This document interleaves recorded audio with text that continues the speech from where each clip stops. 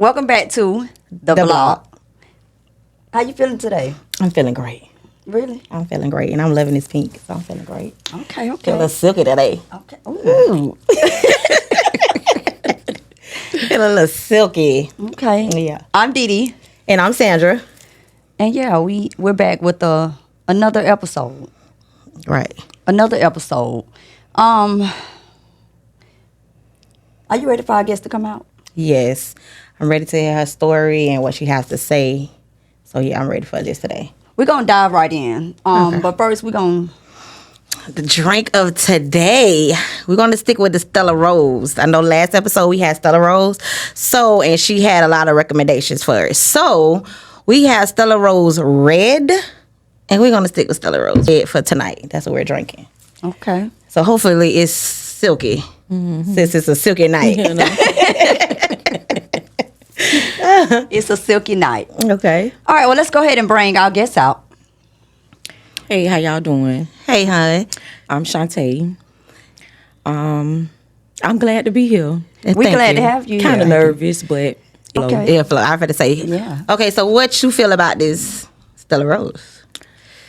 you know, I'm a red kind of girl. Okay. I like red. You know, red makes me feel grown. So that's right. You know, so I need a little red wine. Okay. So let's start with this first. All right. Ooh, tell me, don't kill me. Okay. All right. Bring your glass on over. All right. This a grown and sexy. Ooh, and look at her. Look at the red going in that okay. color. Okay, I'm sorry. Trying to get a load. She trying to She be said she real was nervous. Yeah, we're on nerve. Okay. She trying to be real grown. Go ahead. You know you want to talk. Go on and put it up I'll there. tell my business. Oh, okay. Come on, cuz. Come on. It's a little razzle dazzle. Yeah. We just be wasting wine. Over here with you, we gonna get that. We That's gonna get enough. that sparkle. Yeah, we're gonna get Dee her sparkle. Okay. This one's got a strong scent. She looks strong. Little Stella. You know. Look, All she right, said she Stella. looks strong. Okay, let's. All right. Well, we gonna all Okay. sip together. Okay. All right, Stella. I got to do another one. I wish I were. Yeah, she That's real. the one. She's silky. Yeah, she. Yeah, we like that. silky. That's a nice.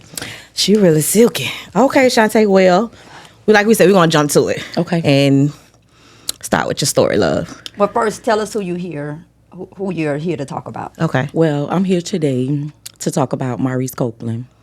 That is my baby's brother. Okay. He was murdered in 2007.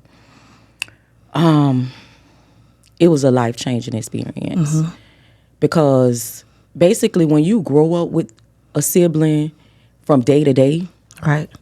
same mama, same daddy, same household, and my worst fears always was I don't want to lose now one of my brothers. Okay. I was always like, I want my mama kids to grow old like my grandmother's kids because all my grandmother's kids are still living. Okay. And that day, I'm going to go to that day of he called my phone and was like, come pick me up. I'm going to come sit with y'all. So I was like, okay. I went and picked him up. We went to my mama's house. His favorite song was Monica. Which one? Sideline Ho. He played that thing back he to back, back to back. He loved that song. So he was like, put it in, he's singing, and I'm looking at him like, boy, you better chill out. Somebody else a Monica fan. So we got to my mama's house, we sat on the porch, we talked about everything. Literally, like he was like, wouldn't it be nice to see our daddy again? He started reminiscing about it, and our daddy been dead since he died March the 9th. I was 2 years old. Oh, okay. My birthday is March the 1st, and he died March the 9th. He was murdered March the 9th. But he just went to reminiscing, like, wouldn't it be nice to see our daddy? Then he went to talking about our cousin, John Boy. He was like, man, like, I just remember the times. He was just, like, going over things of people who passed. So Maurice had a big heart. He had a big heart. Like, he loved kids. He loved people. His smile, like, would bright up any room. So he was just like, you know, he was like, you know, I get blamed for stuff that I don't even do. He was like, but it's kind of like the life that I chose, so I have to deal with what comes with it. So he was like, but God gonna bless me. That was his words. Is like, God is gonna bless me. He said, you know why? Because I helped take care of base of bums and runaways. And he did. He if he see kids out and ain't got no money, he gonna buy them stuff off the truck. He gonna take them to the store. He see homeless people walking, he gonna get them money. Anything. He wants to help people. He was a people's person. So that night after we sat on my mama porch, he talked to my mama. He was like, Mom, we used to call you our sweet lady and just stuff like that. So he was like, man, it's time for me to go back in apartments. I got to go. I love y'all. So he was like, Shantae, you going to drop me off back out there? I was like, yeah, I'm going to take you back out there. He said, you know I'm riding with you. So, you know, I'm ready when you're ready. Okay. So I'm like, okay. Then I'm like, you hungry? Because I felt the sense of he needed somebody to talk to. So I'm like, you hungry? He was like, I told you. He said, I ain't tell you. He said, I told you I was going through some things, but I didn't tell you I was starving. So I was like, what?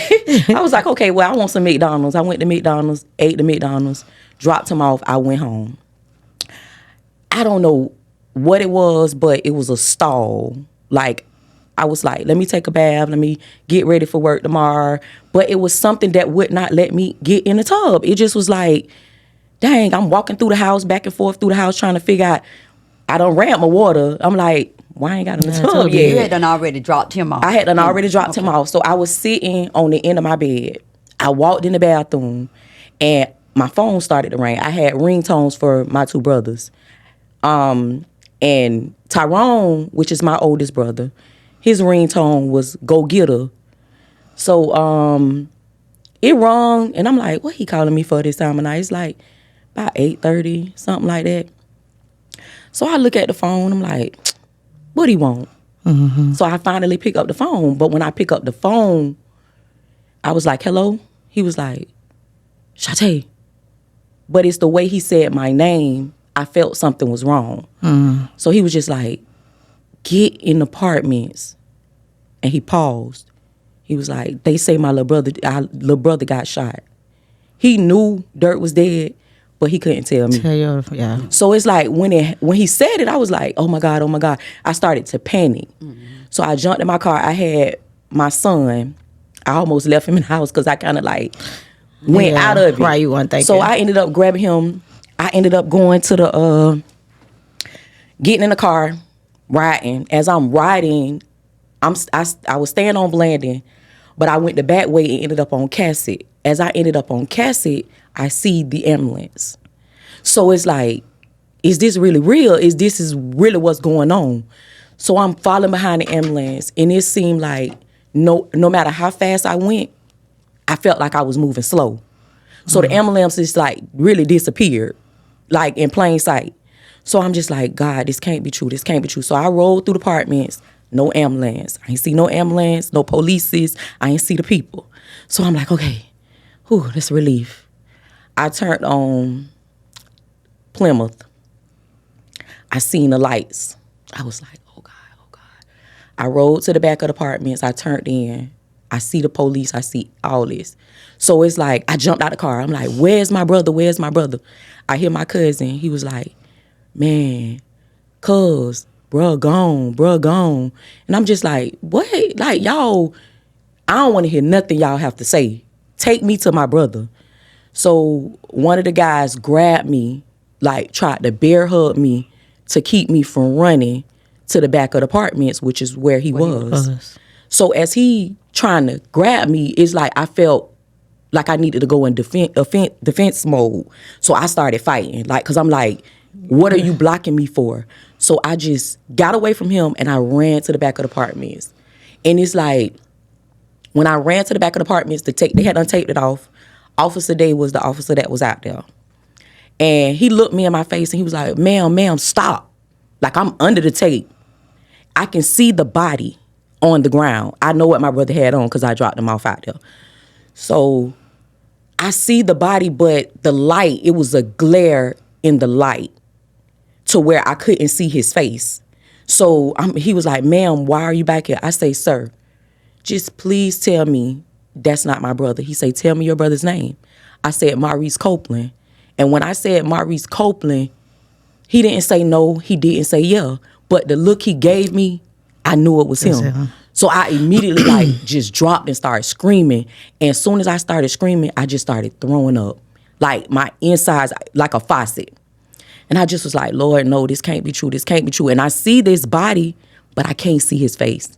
And I feel like that light that was up there, it was supposed to be there because I couldn't see him. So the police ended up pulling me from back there, pulling all us from back there. I knew that was him.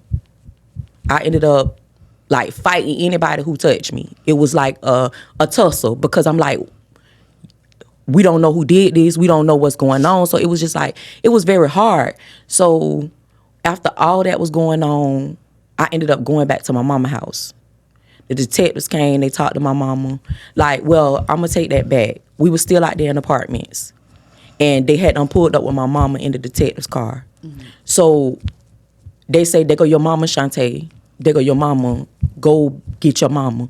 And I'm like, what am I supposed to tell my mama? Right. What am I supposed to tell my mama? Her baby is back there laying down and y'all telling us he at the hospital. I see him. I see that is him. I know what he had. He had on a black shirt, black pants, and some black Rockport tennis shoes. And they told y'all he was at the hospital? Yeah. They told us because like my family just swamped out there in apartments. Oh, okay. And they was like, no, y'all go out to Shan's. He's at Shan's. And I'm like, he's not. I seen the body back there. Somebody is back there. So as we out there, shots rung out. People running every which way. Like shots just rung out from the back of the apartments to down the street. It was like a movie. It was literally like a horror movie that we was living. So after we got back to my mama's house, the detective was asking us, had he been in any altercation, was in anybody, had he went through anything with anybody, and we couldn't think of nothing because he was loved by so many people. But we also remembered him saying, like, he was very outspoken. And if it hurt your feelings, it's the truth. Right. It's how he looked at things. And he did say something to one of the guys one day, and just I felt what he said, and it was like I seen the boy like a couple of days later and was like, I hope you ain't take that offensive to what Maurice said. Yeah. Like, you know how he is. He gonna set y'all straight. Like, he's like basically the elder over y'all. You know what I'm saying? So after that, it was like, nah, we know how bruh is. We know bruh act like that. We know how he is. He gonna try to set the tone for us to get on the right track. We left it alone. After the detectives came, talked to my mama, I was just sitting in the bathroom on the toilet. I could hear my mama screaming. I can hear my mama's voice repeatedly, my child, my child, my child. And I was just like, I couldn't sleep. I couldn't eat. I just felt like he wouldn't eat if it was me. He wouldn't sleep if it was me. I dropped him off out there. So I kind of blamed myself because I was like, you should stay the night at my house. You should just stay here. He was like, no, I got to go do something. I'll be back later. Maybe I might come. I might call you to come pick me up. Yeah. So I'm like, okay, I never got that call. The call I got is the call I didn't expect. Okay. So as the funeral, it rained for 2 weeks straight. A young girl, her name Janae, she came to my mama. She said, Mama, he did not die alone. She said he was struggling to breathe. She said, and when it happened, like, the guys fled, but they ran back there. And he was like, tell my mama, my brother, and my sister them, I know I ain't gonna make it. But tell them I love them. And she was like, his eyes just like squinted. And he was like, he had his hand in his pants. I guess that's where the actual bullet that, really did it, he could feel it or whatever. Yeah. So he was holding his side like this and just laying on the ground. And she was like, he took in a breath, but he never came out. And it immediately started raining. It rained for 2 weeks straight, October the 1st of 2007, for 2 weeks to the 13th. The 13th, the boy turned himself in. We had a funeral. We know the boy. It was a friend. He was a associate that was around my brother, who my brother used to help. That was who he was. So, time went past. I just felt like why I had to drop him off, why I ain't make him stay with me. It was like constantly replaying in my head, like the days leading up to his death. He stayed with me, and he threw his tank top, his boxers, his short, he threw it in the trash. I was like, why you throw it in the trash? I can wash that for you when you come back another time. He was like, I ain't gonna need it. So like after his death, everything just kind of like went to playing back. Went to playing back. So for years, it's like I just visualized he was in jail. I would go to my letters, because when he went to jail, when he went to prison, he would write me. I would write him. My brothers are my world. Anybody that know me, they know that my brothers are my world. Right. So I would write him. He would write me. My birthday would come. He would send cards. I would send cards. It just was a back and forth thing. I would pull out the cards. I would read the cards. I would read his rhymes, because he could rap. Mm-hmm. I would read his rhymes. And in some of his rhymes that we wrote, he called his death out, how he was going to die in his raps. He said it. He said, I would die by somebody sneaking me from behind. Maurice was shot 6 times with a sawed-off shotgun. One bullet pierced his heart, and that's what killed him. And it's just... Was it an argument with him and the guy? It was like, it was a young lady back there with him too. She walked up the stairs, and she said she could see somebody walking like up, but she, she had to run upstairs. She went and grabbed her phone. And she said when she turned around, she said, I didn't hear a, hey, help. She said, I didn't hear anything. She said, when I turned around, I seen the boy with the gun to Maurice's face. She said, and Maurice tussled with him. He had more of the gun than the boy did, and the clip fell out the gun. Another guy came from around the building, and that's what got him.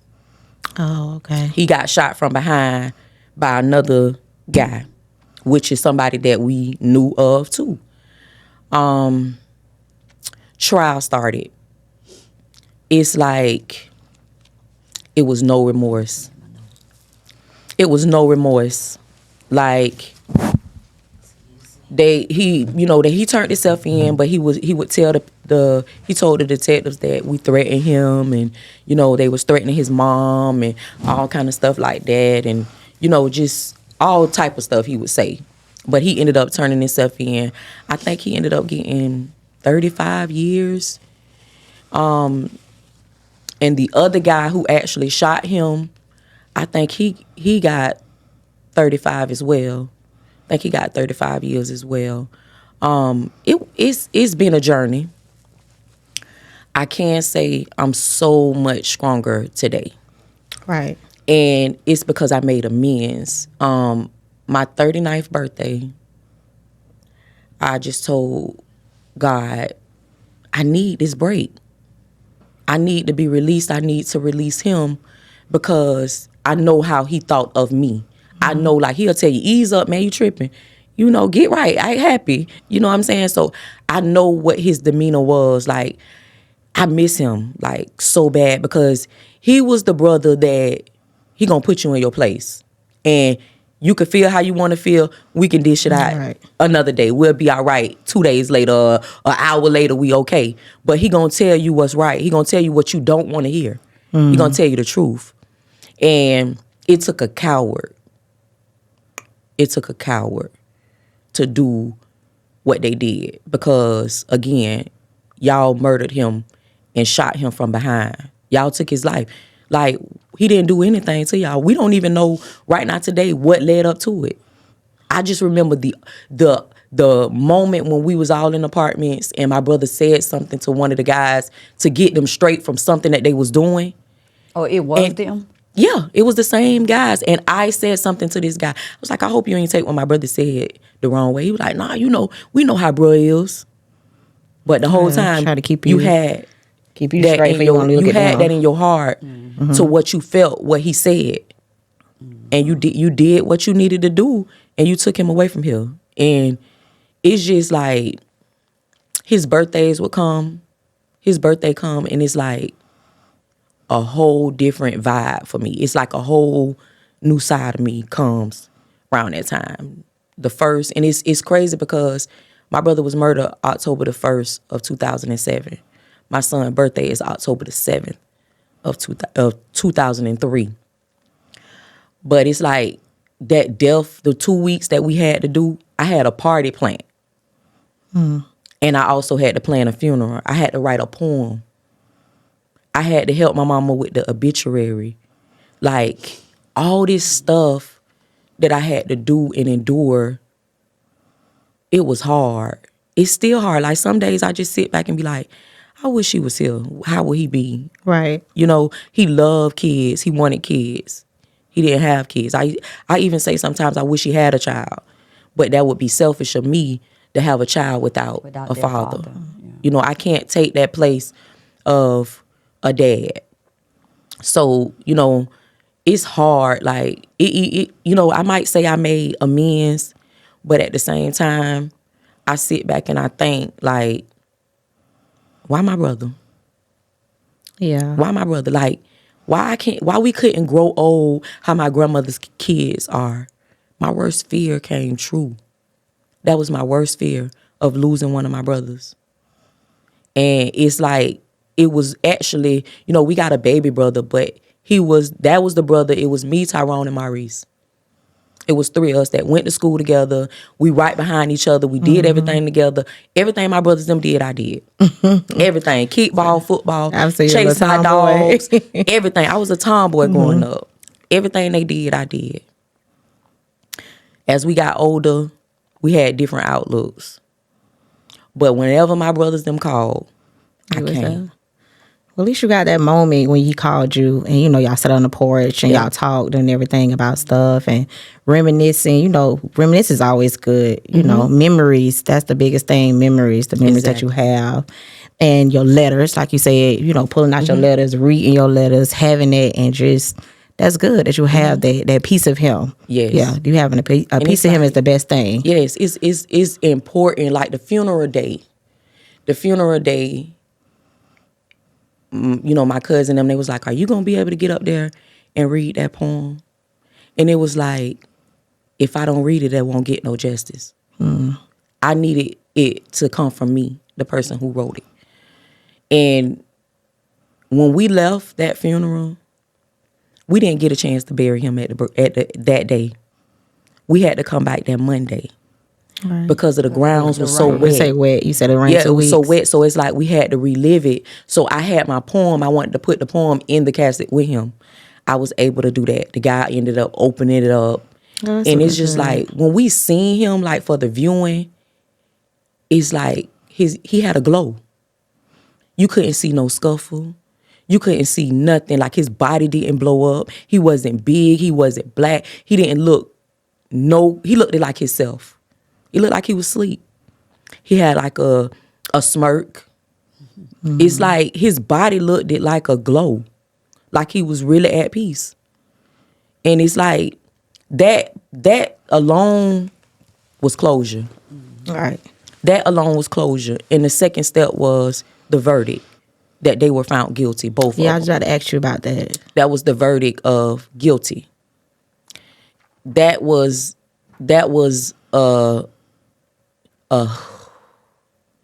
Relief, you know, like a relief. It was a relief. And even though it wouldn't bring my brother back, we know who did it. They're going to pay. You know, you got to sit there and you got to face what you did behind bars. Right. You know, you got to deal with whatever occurs. You got to deal with that. And it's a man that sit high and look low. You can do things. You can take people's life. You could do all this kind of stuff, but you have to pay for everything you do. You have to pay for everything you do. And it hurts your family. It hurts your parents. You know, everybody want to be killers until it's daytime. Right. It's hard. It's hard. And the grief don't allow anybody to tell you when your time is up with grief. You have to take your time. Some people, they're distant siblings, and they just never got along with their siblings. In my mama household, Whatever happened in this household stays in this household. right. When y'all go out in the streets and one fight, everybody fight. Right. That was that. You take up for your brother. You don't down your brother in front of nobody. You don't down your sister in front of nobody. You take care of each other when y'all outside. That's right. Yeah, that's how it If goes. y'all argue in this house, let it be that. We grew up as a team. I'm telling you, when I tell you, I would never cut my phone off. Because anytime my brothers called me, I jumped up. I got up. They knew that if don't nobody else answer their phone, my sister gonna answer her phone. And it's just like that last day and talk that I had with him. When I tell you, we took the CD on the porch and was listening at it on the radio because he loved Monica. We ended up leaving the CD inside of the CD player at my mama's house. Really? We was halfway to the apartments. He said, man, you got to go back. You got to go back. He ain't playing about that, Monica. We went back and he got it and he sung all the way to the apartments. And he was like, I said, you going to let me come get you later? He say, yeah, I'm going to call your phone. I'm going to call your phone. He never called my phone. Well, did he take the CD with him? No. I kept the CD until the CD wouldn't play no more. I kept the CD until the CD wouldn't play no more. It was, like, I couldn't believe it. It was a dream for me for a long time. Mm-hmm. And sometimes it still feel like a dream. It be, when I go out to the cemetery to see him, it's like, he's buried around. People that's around him in there is in the Army, retired Army, all Navy, all around him. And I just felt like he a general. He a general. Okay, go ahead on. He was the chosen one. He was the chosen one. And he said it. He said it before he left that day. He said, God gonna bless me. He didn't know how. He had time enough to pray. Right. That young lady said, he say, pray with me. She said, and after the last, his eyes quenched, and that was it. And it started raining.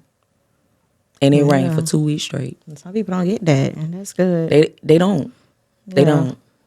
And it's like, now I could talk strongly about it.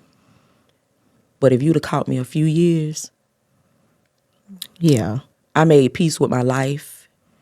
I wanted better for me. I wanted change for me. So in order for me to make the change that I wanted, I had to change my perspective in which I see things. Because I seen things. My brother died. Trust no one. Trust no one. Everything walking is a suspect. That was my outlook. Like, I literally hated people. It was like you went in defense mode. I went in defense mode instantly. Because it's like, we got pictures with these two guys. And your brother. And my brother. Yeah, I will understand that, yeah. So, I mean, were they asked in court why they did it? they never answered. They never answered. They was asked, they never answered. They couldn't even tell you why. All I can remember is what my brother said. But I would say it sound like would be the good thing out of that was the fact that they turned themselves in. And it wasn't, nothing long going and things like that. Yep, they turned themselves in. Turned themselves in. They actually turned themselves in before the funeral. And like That's a blessing. Yeah, like you said, you had a little bit of peace, and that was that peace right there. Them turning themselves in, because some people they don't have that peace yet. People turning themselves in and things like that. You have people that don't know, and that's like, I think that's a lot of people fear is the don't know. Yep, and who you're around and what you're dealing with, and it's just like so much play in your head when losing a sibling. Your world, like your heart stopped. You could feel your soul literally leaving out your body, especially when me and my brother's close. We always been close. We might fall out here or there, but that's siblings. Yeah, that's it. I finna say but you're doing siblings. It never was nothing to the fact of, I don't want to be around her. I don't want to deal with her. Like, this lifetime, it's over. It never was that. Because we grew up in a household together. We did everything together. When we only had a little bit of cereal, a little bit of milk, you gonna eat some of that, save the milk for them. We gonna pass it down. I know that's right. We gonna go to the store, get candy. You get honey buns. You get chips. Like we gonna do things together. Right. And I was the only girl in the bunch until we had a little sister, but she was too young to really hang out with us. So it was just like my best friend. This literally my best friend that I took out there in apartments, and he never made it back out of there. So by you saying that, so you was looking at yourself for a while like that. Like it was my fault. But you do know now that it's Yes, different. no.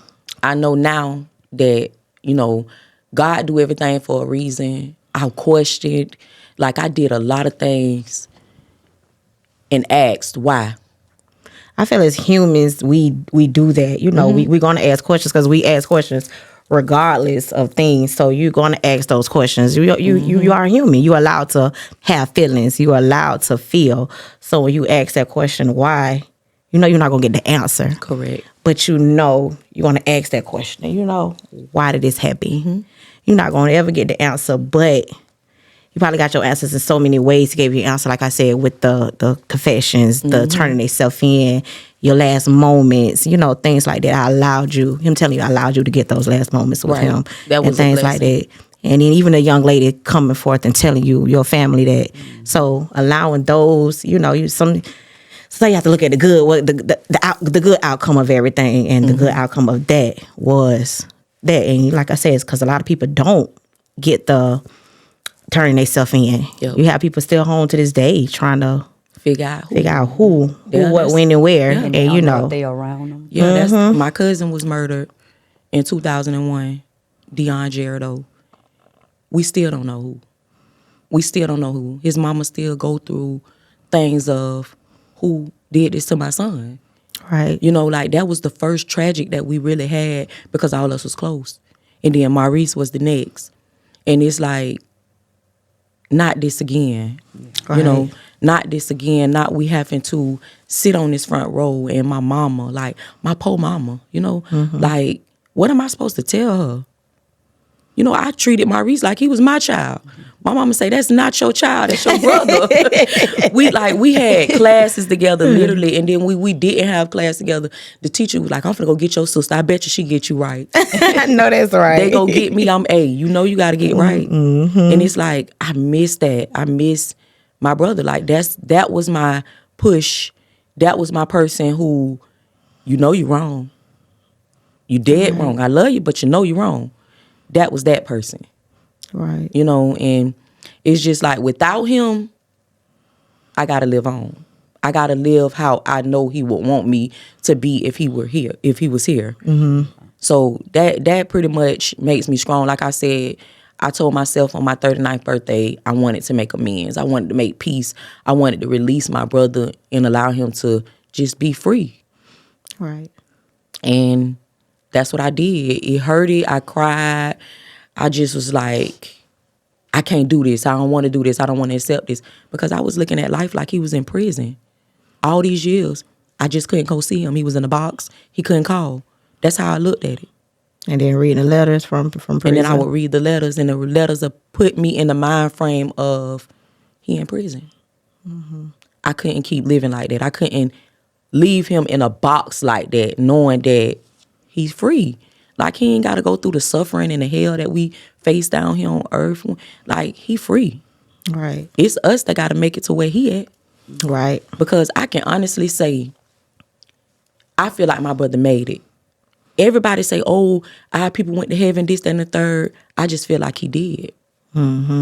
Because he was able, you could be anywhere and ask God for forgiveness of all your sins or anything that you do.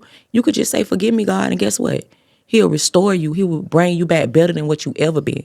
Absolutely. And that was my healer. He is my healer right now to this day. That's why I'm able to sit up here and not even cry. Because I cried so many years, so many tears. I'm pretty sure I'm the ocean. I'm pretty sure I'm the ocean. Right. Because, man, like the bond. And these days we don't meet people like that. You don't meet people who you can share that bond with and just being able to release different things. And if you tell somebody something and people got potty mouths. Motives. They gonna go tell it. Yeah. You go My hit brother? again. That's your safe haven. Right. Whatever you going through, whatever happened, he's your safe haven. Nobody will ever know unless I tell it. Right. And it's like I miss that. I do miss that. But he made me strong today. So how was your support system? Wonderful. Like We your had a mom. wonderful support system. Like my mom, she's an amazing person. Like to have endured losing a son and to tell us that she feel no hatred towards the guys that did it. That's a lot. Like it was an incident that happened like a couple months after after my brother passed. We took my mama out. She was sitting at the table by herself, minding her business, didn't want to party, nothing. We just made her come out. We ran into the boy daddy. We did not know that was his daddy. My mama just seen a man in a wheelchair sitting on the side. He asked her, why you over here sitting looking so sad? She said, because I just lost my son a couple months ago. And they got me out the house. And he say, well, I'm kind of going through the same thing.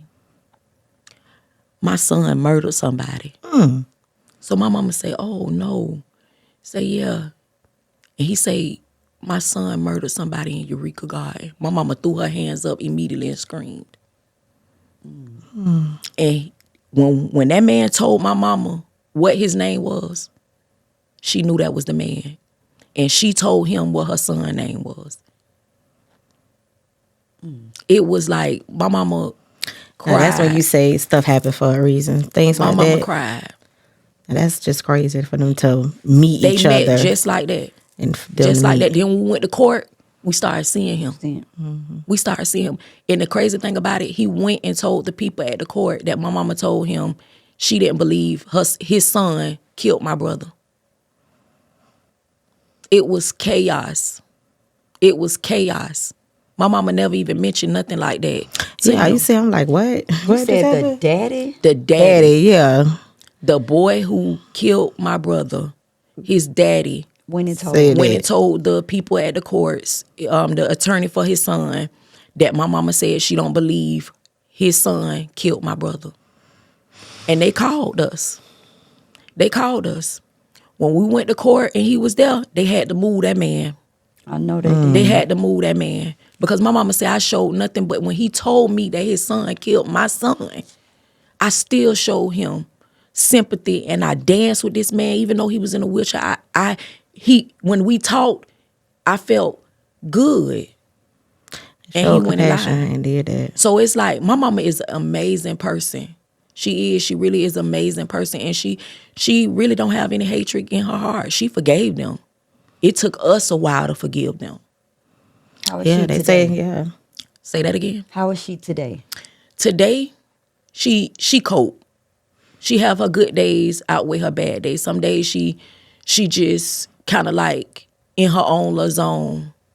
For a while, she used to get mad at us just because. And we didn't know why until one day she just told us, she say, when days I act out like that, it's because I miss my baby. I want to know why my baby had to be taken away from me. So it's, like now it's like I wish she could have been here because that's her, that is what she want to do. She want to talk to mothers who have lost their children. Like to give them hope, you know what I'm saying? When it comes to, I'm a mother of two. I have a 20-year-old son and a 14-year-old daughter. And it's like the way that life is happening, life is life out here for us, everybody. Right, it is. And then especially our sons, it's crazy. It's crazy. A lot of people have lost their lives. A lot of people have lost their kids. And it's people that I grew up with. Yeah. How does that affect your mothering especially with your son, with him wanting to go out? And The thing about it is, he is a house kid. that's good. He's a house kid. But when he wants to go, I instantly get angry. And I had to tell myself, Because he was like, Mom, you just act like I'm a little old boy. I'm not a little boy anymore.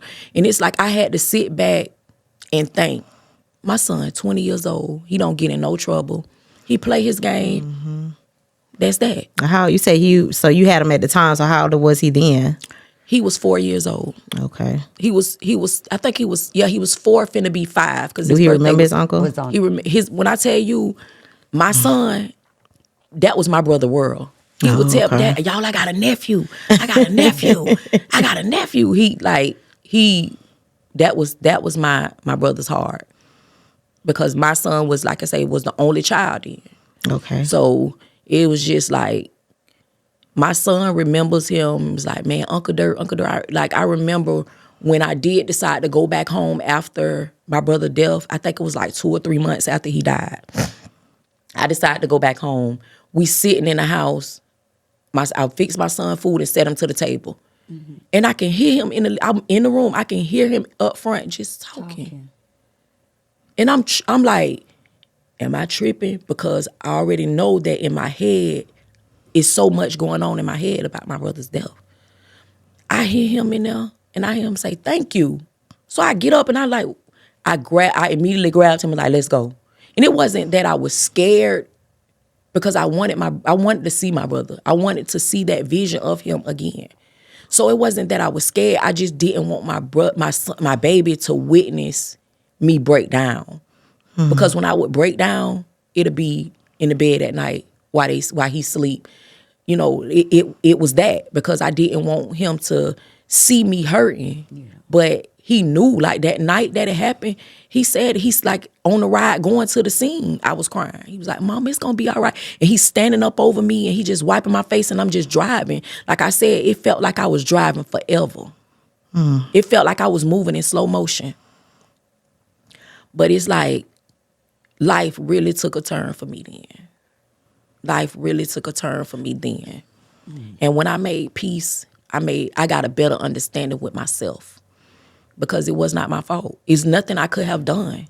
Right. It was already written. Mm-hmm. It just, the way it happened may not have been what it was supposed to be, but it happened. So I can't take it back. I can't blame myself for the rest of my life, because it wasn't my fault. Yeah. It wasn't my fault. So that's why, again, I'm able to sit up here and just be strong. It take a lot, because like sometimes, like, even saying it, it's like, be calm, hope, keep the tears up, keep the tears back. Don't let them flow, because you are right. Like, he's all right. Mm-hmm. So I'm just going day for day. Like, yeah, he all right. I gotta get where he at, because I know, like. And your siblings, y'all already, like you said, y'all was close. Y'all already close. Are y'all still close? Yes, we still close. We like, anytime my big brother call me, I'm going. Anytime my little brother call me, I'm going. Even with my sister, me and her, she get on my nerves, but y'all know them brothers. If you got brothers, you'll know what I mean. If you got brothers, you know what I mean. Especially you grew up in the same house, y'all did everything together. You never was separated, except for when he went to prison. That's it. Like, y'all always been together. So it's like, I can visualize his smile. Like, he had the brightest, he was a black boy.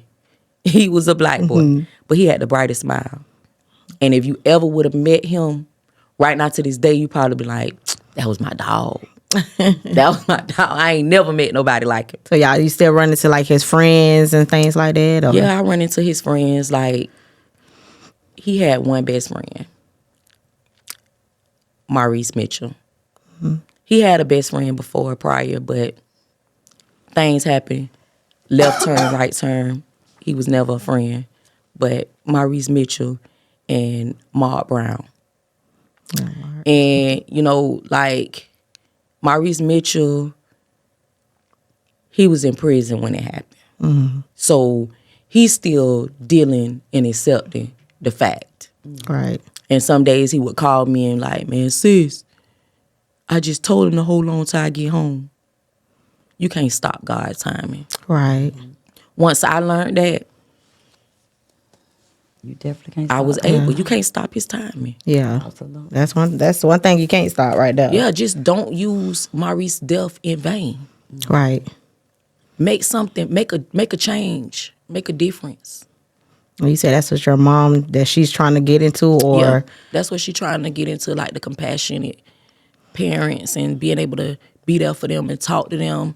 But, you know, she got to take that, put that right foot in front of that left foot and move Right. forward. You know, she said what she want to do. But I think when it comes to her doing it, when she do it, she'll feel better.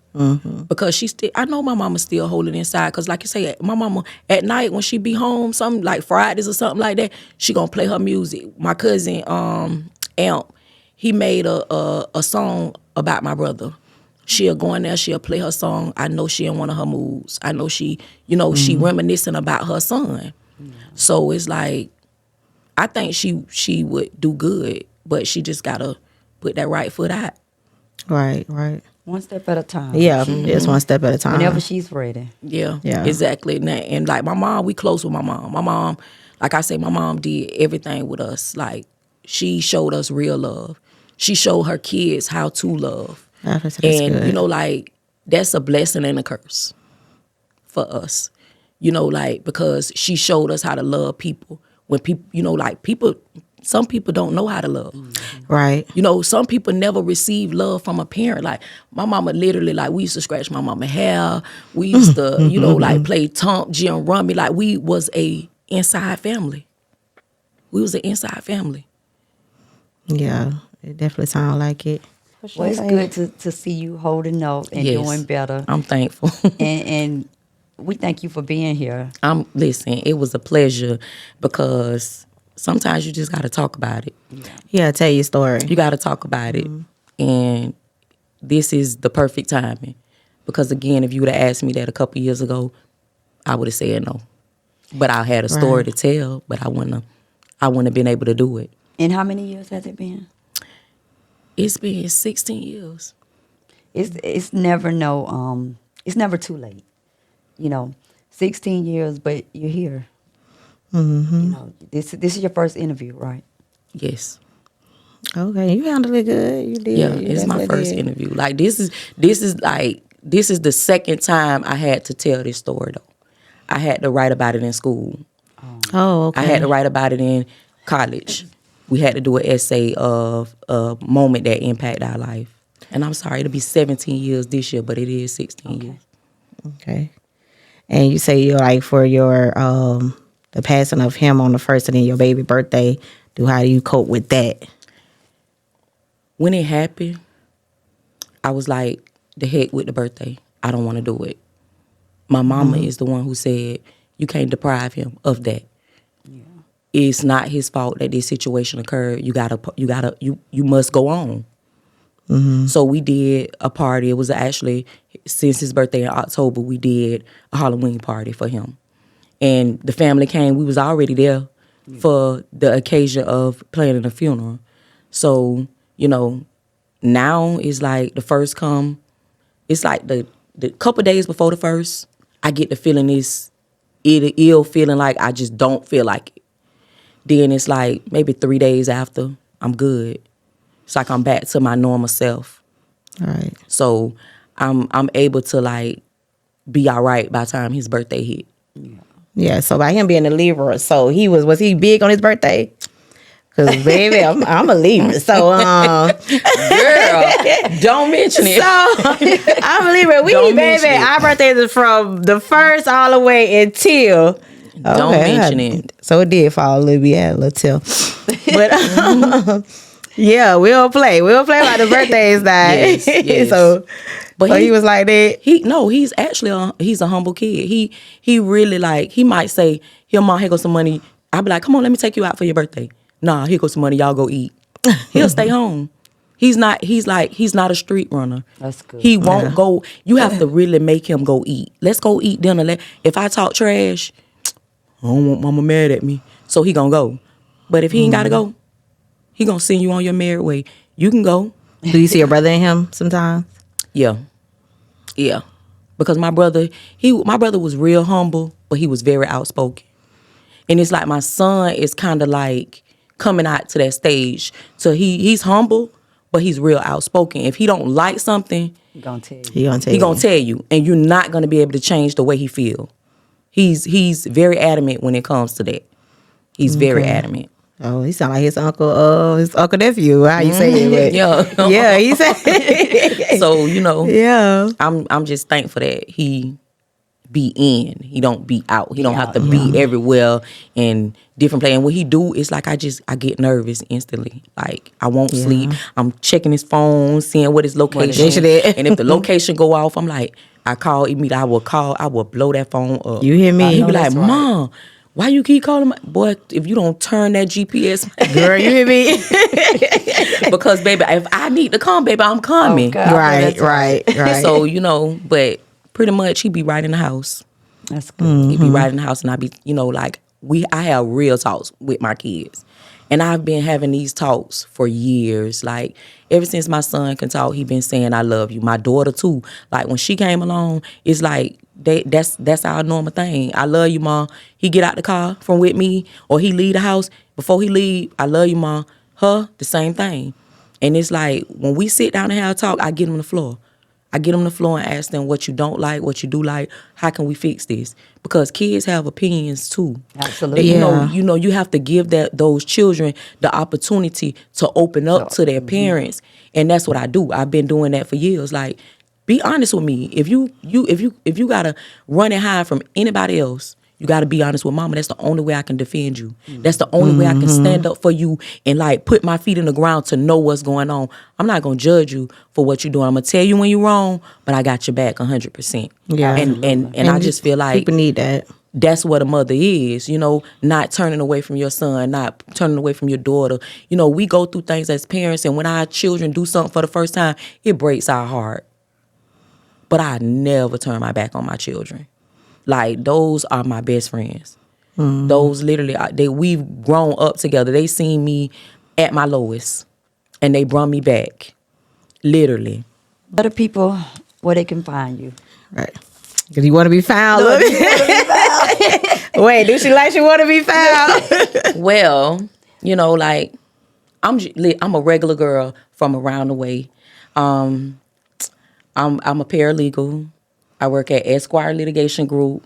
Go ahead. If you guys, any accidents, any criminal, family law, anything, Reginald Reeves, Jasmine Jenkins, Tanya Burgess, Whitney Reeves, Christian Reeves. Y'all need attorneys, y'all get at me. My name is CHANTA Davis. Okay, and so y'all can reach me on Facebook as CHANTA Nicole. And we do have a group, Esquire Litigation Group. Well, there you have it. There you go. Well, thank you for coming. Thank y'all for having me. All right. So, Sandra, how did you feel about that episode? I loved it. I loved it. She came to talk, and I loved the fact that the bonds the sister and brothers have, and growing up in the household, and you can't break that bond. Absolutely. Regardless, even he's not here.